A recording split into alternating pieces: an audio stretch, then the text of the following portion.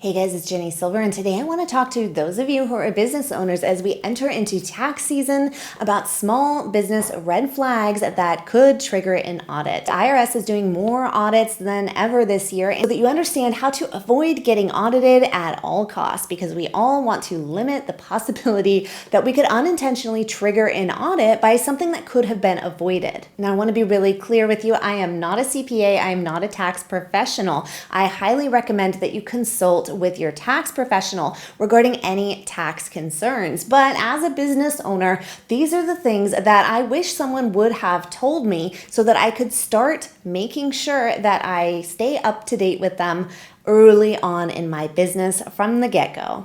First is failing to report income that has already been reported to the IRS. Now, when another business pays you for your work as an independent contractor, then they are going to need to issue you a 1099 tax form. That business that paid you must issue that 1099 tax form not just to you, but also to the IRS. This means that if you fail to report that 1099 income to the IRS, whether it be accidental or intentional, hopefully not, then the IRS will know because they will have already had that income reported to them. The next red flag is taking suspiciously large deductions. An example of this would be if you deduct 100% of your personal car expenses as a business deduction.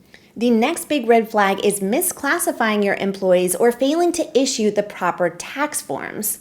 The IRS can be alerted by the worker themselves or others that the worker was improperly classified as an independent contractor when they should have been an employee, thus requiring the employer to file payroll taxes. If the IRS receives this notification, then they may trigger an audit. IRS has 3 years after you file a tax return to audit you for that tax year. However, there are a few exceptions. If you have significantly underreported your amount of gross income, then the IRS can take up to 6 years. Additionally, if you fail to report $5,000 or more in foreign income, then the IRS statute of limitations extends to 6 years. Now, if you have never filed taxes or the IRS determines that one of your returns is in fact fraudulent, then the statute of limitations extends indefinitely. Okay, you guys, I hope that was helpful.